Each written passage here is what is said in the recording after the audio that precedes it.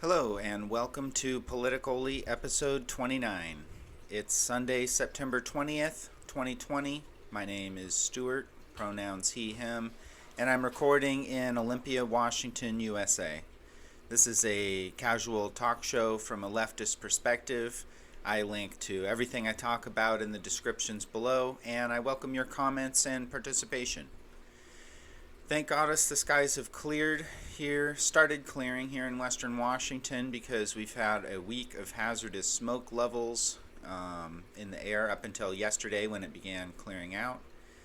I can only imagine the difficulties experienced by the houseless community this week, so please do what you can to keep fighting for the housing first policy that would end the problem of homelessness in America. Here are a few of my pictures of the smoky skies developing here, looking down over the Deschutes estuary. The Green Party's Housing for All plan proposes to build 30 million new government-owned houses to accomplish this, while the Democrats' plan is basically to continue the status quo. Here in Olympia, we need to elect more city councilors who will work with Renata Rollins to craft a housing first policy with adequate funding. In Thurston County, we're even further from that goal. As leftists, we always have in mind those among us with the most immediate need, and that mindfulness, we bring that mindfulness into any political discussion. I just have a short short show for you here today. Just trying to keep the focus on local issues primarily, so let's dive right into the news.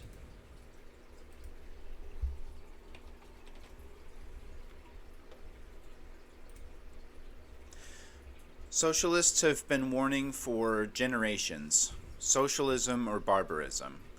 The reason is because we can see if we don't have a well-organized society that has the well-being of all of us in mind when things go bad, when disaster strikes or the economy crashes or the climate changes, the fascists will always use the opportunity to consolidate authoritarian power. Naomi Klein's book, Shock Doctrine, Rise of Disaster Capitalism, comes to mind. This plays out on every level of society, from the oligarchs to law enforcement to the vigilantes. With the wildfires, you have the capitalists taking advantage by calling for more logging and things like that. You have the news taking advantage with clickbait headlines instead of educating the public on the climate crisis. There's propagandists out there using social media to spread misinformation and fear-mongering who take advantage. And then there's the folks that propaganda impacts and their actions. This article highlights that part of the situation. And it's titled Social Media Disinformation on U.S. West Coast Blazes, Spreading Faster Than Fire, by The Guardian, or in The Guardian rather, by Jason Wilson. Quote, photojournalist Nathan Howard was on assignment for a picture agency southeast of the fire-menaced foothill town of Estacada, Oregon, on Thursday afternoon, when a man angrily approached him on the rural roadside. The man insisted the photographer was a looter, Howard said, and despite his repeated attempts to identify himself as a journalist, the man began yelling and became so agitated that it was like his eyes were popping out of his head. The man eventually allowed Howard to get into his car and leave, but gave chase as Howard drove north. Then a second truck approached from the opposite direction, Howard said, and parked horizontally across the highway, blocking both lanes.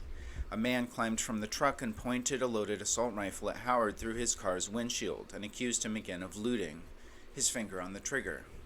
He was saying, "You're a looter, you have to get out of here," Howard said in a telephone conversation, and I was like, "You're blocking the road, I can't move." And that conversation went on for 3 solid minutes.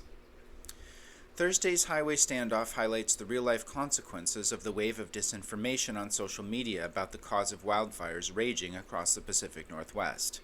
Many of the rumors baselessly claim that the fires were lit by political activists, either by the far-right group the Proud Boys or the leftist activists known as Antifa. Though there have been arrests for alleged arson amid the fires, authorities have vehemently denied political motivation.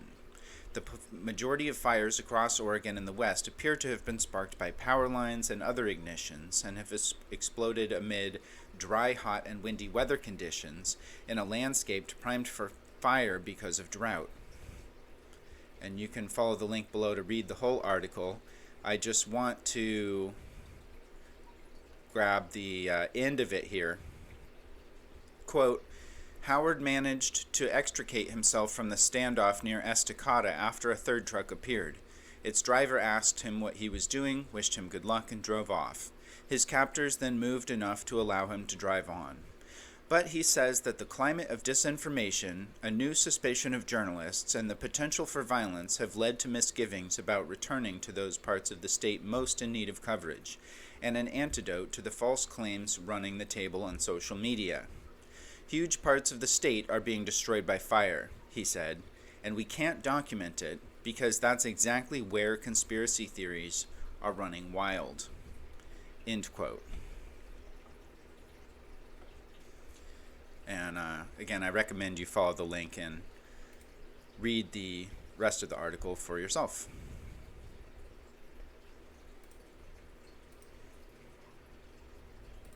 Recently, a homeless camp in Tumwater was cleared by the Thurston County Sheriff's Office at the request of the Port of Olympia.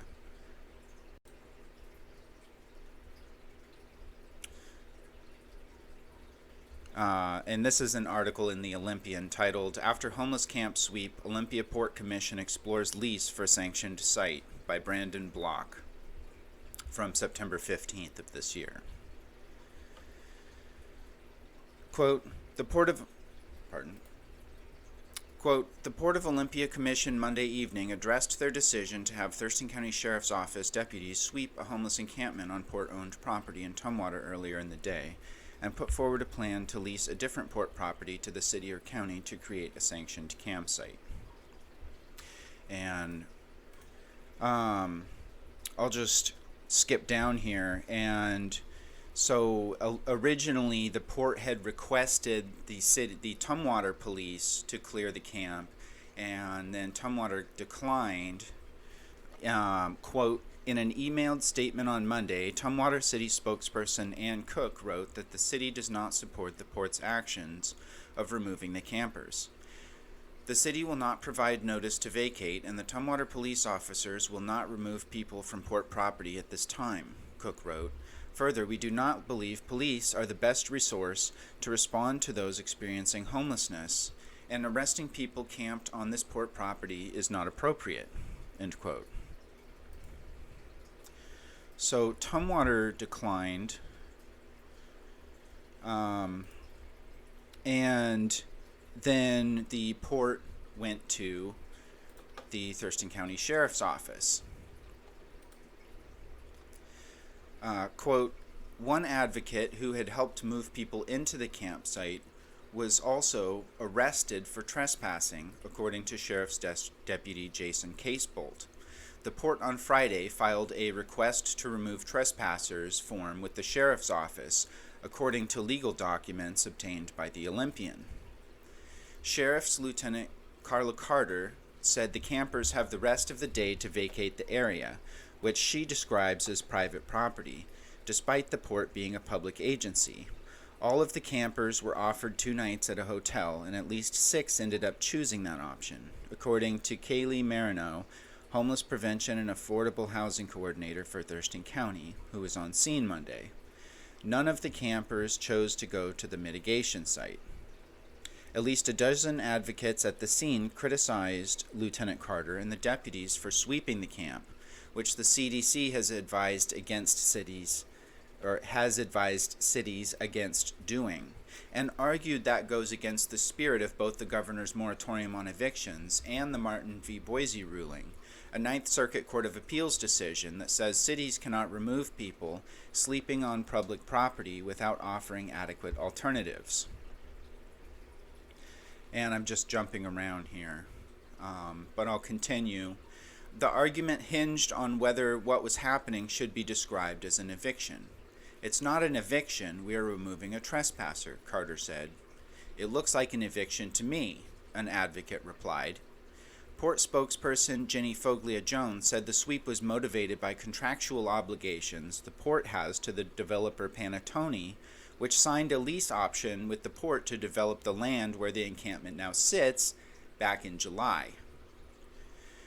I am also concerned, so before I move on here, just to recap, basically what's going on is the port owns this property over by Newmarket and Tumwater, and they're trying to lease this property to a big developer.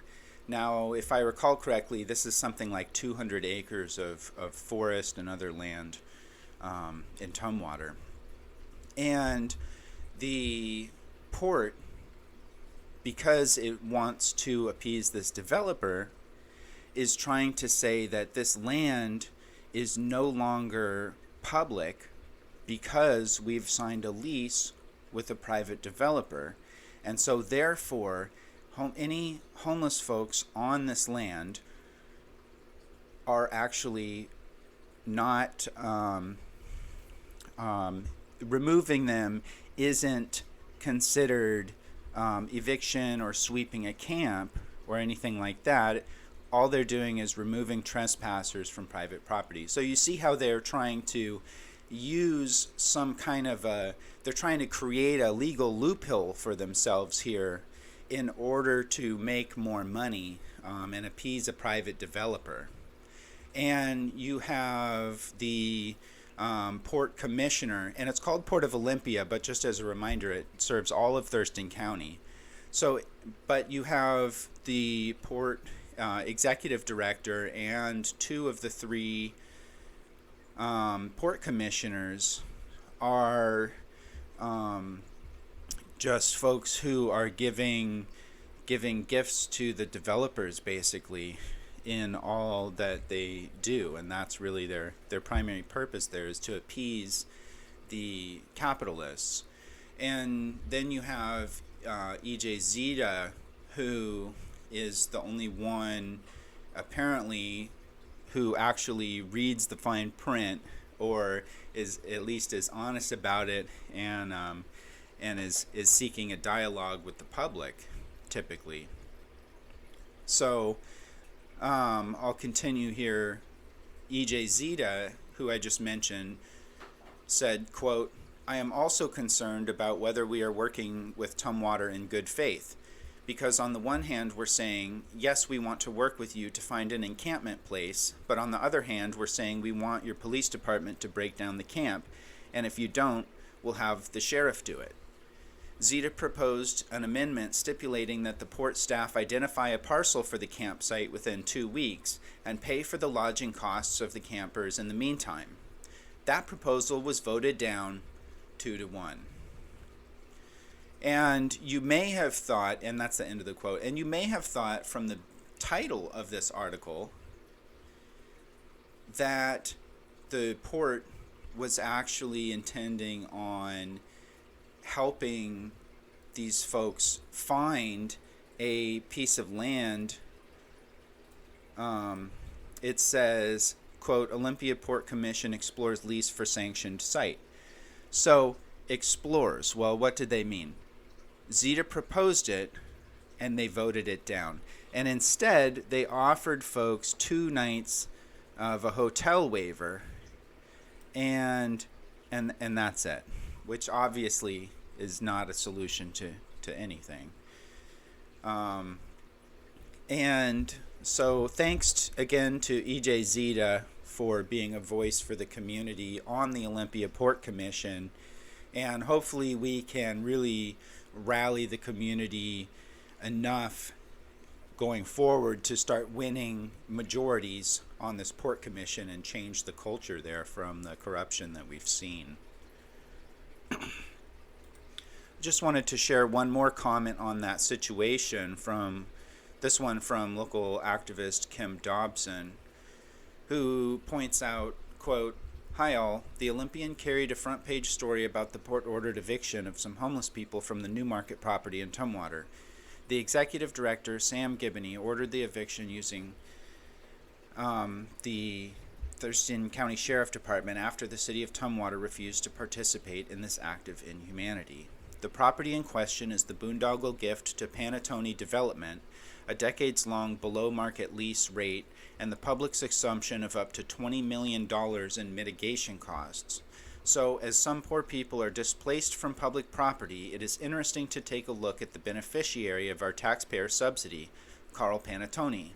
It is rather emblematic to juxtapose the desperate lack of housing for some of our citizens with the personal housing of Mr. Pannattoni. A few details paint a picture. 2020, Carl buys a mansion in Palm Beach, Florida for $29 million. 2019, Carl buys a mansion in Newport Beach, California for $38 million. 2018, Carl buys a mansion in Palm Beach, Florida for $18 million. Also, Carl owns or owned other multi-million properties in Hawaii and a Pebble Beach property valued at $79 million.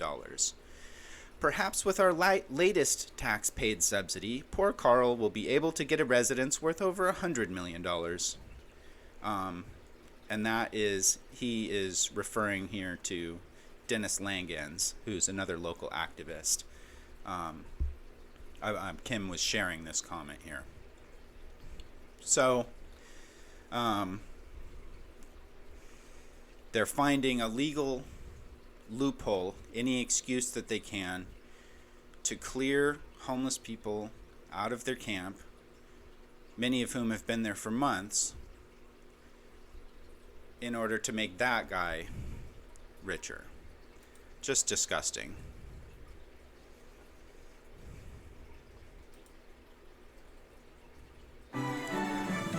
Here.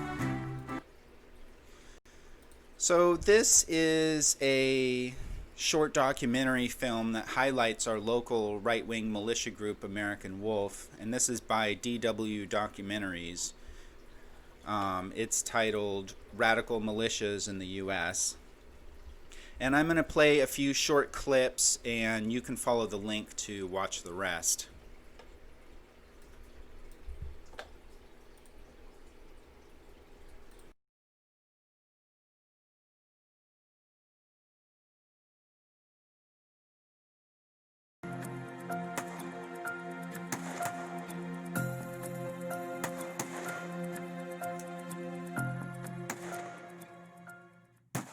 Target practice for members of the militia American Wolf at a secret location in the U.S. state of Washington.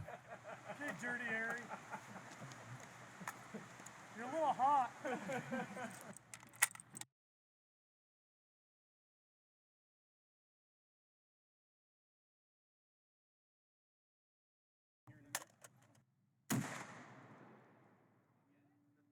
Recent What's happening right now is our government is in the midst of a coup. There's certain members of our government who are actively working to change this government from what it's designed to be, the land of opportunity. They're trying to turn us into some sort of socialist government, a new form of government, humanitarianism. I don't know who or why exactly, but it really doesn't matter who or why. All that matters is it doesn't happen.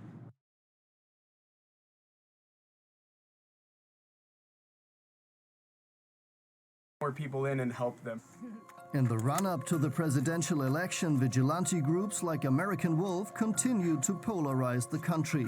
As the violence grows, many people see these self-proclaimed peacekeepers as a threat to peace in the U.S.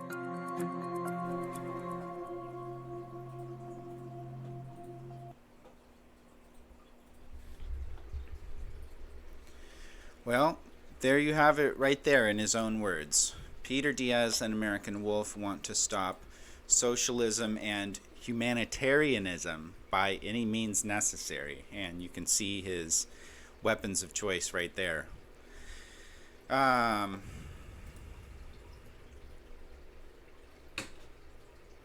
This is an article in Como News by Matt Markovich from September 15th. Titled, Price Tag for New City Contract with Seattle's Street Czar Draws Scrutiny. Pictured is Andre Taylor. Quote, Seattle, The city of Seattle has entered into a contract with Andre Taylor, a high-profile civic activist who will become the city's first street czar, a role that has come under fire from some in the community. Under the terms of the year-long contract, the city will put Taylor and his group, called Not This Time, $150,000 to provide expertise and support services in de-escalation, community engagement, and alternatives to policing. The city's contract was first reported in PoliticOly. Taylor said the role will benefit the city and its outreach efforts to the community. And I'll skip down here. Again, you can find the link below. But I first heard of Andre Taylor during the push for Initiative 940 in 2018 to address police accountability in Washington state, as one of the organizers and activists who had lost a loved one to police violence. And so I had respect for him because of that. But now, however, there are many activists that I trust who are sounding the alarm that we should not maybe that maybe we should question trusting Andre Taylor. And I'll share some examples in a moment. But at the end here, Taylor responds saying, quote, Taylor believes people questioning the contract represent a double standard. Black people are not normally paid for positions, nor their organizations, but white people with the same positions are paid, and this is an ongoing problem not only here but all over this country, Taylor said. White people have been paid for some of the same stuff, and nobody has ever said anything about it. But the moment a black man demands respect and you value the work and you want to use my credibility, that should have some value to it.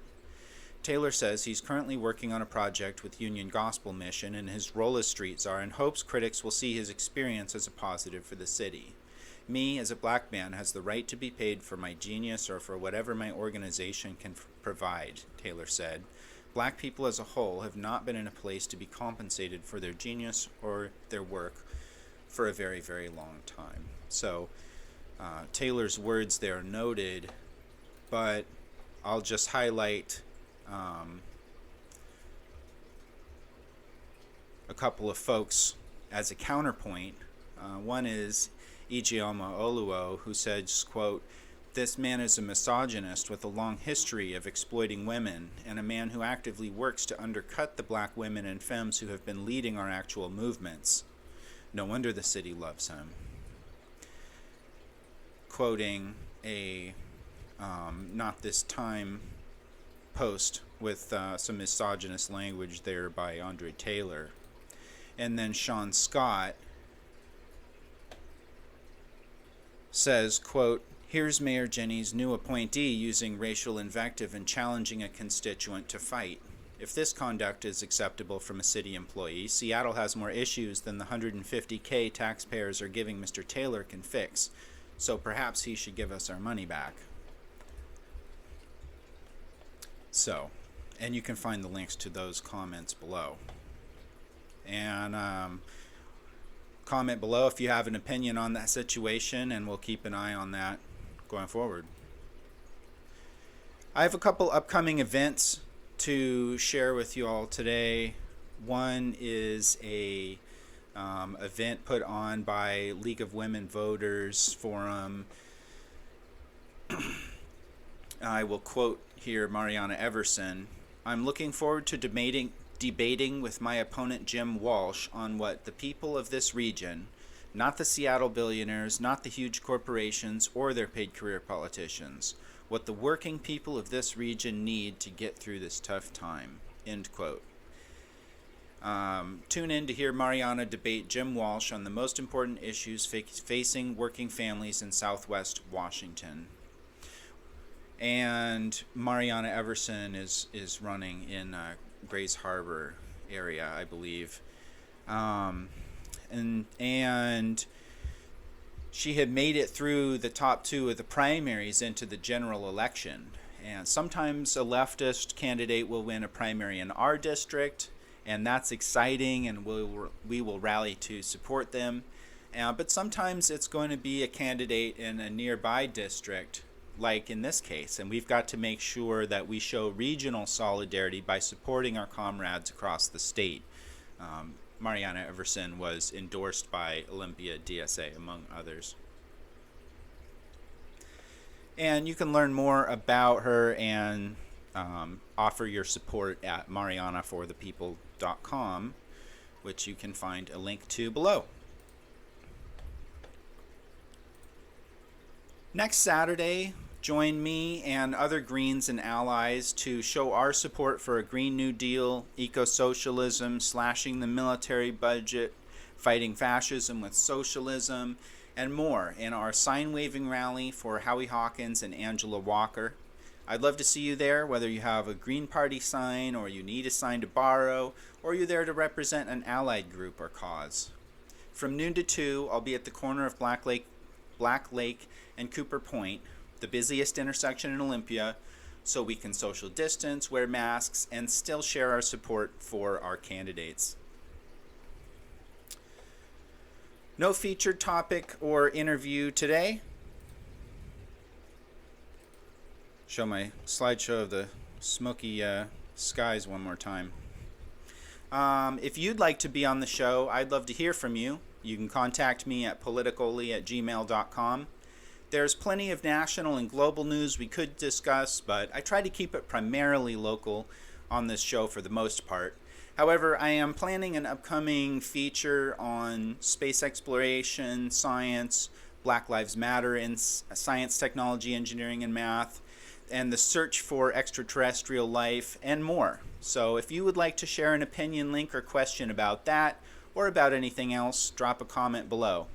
Thank you for tuning in, for likes and comments, and sharing the show on your social media. As a very small content creator here who has just recently started up 6 months ago, actually, now the show has made it. So every single like and comment and share is beneficial and helps to make sure I will continue doing the show and help it to continue to grow as a community platform. So thank you for that, and I'm excited to see what we can do with the show going forward. So let me know. Love, peace, and see you next week.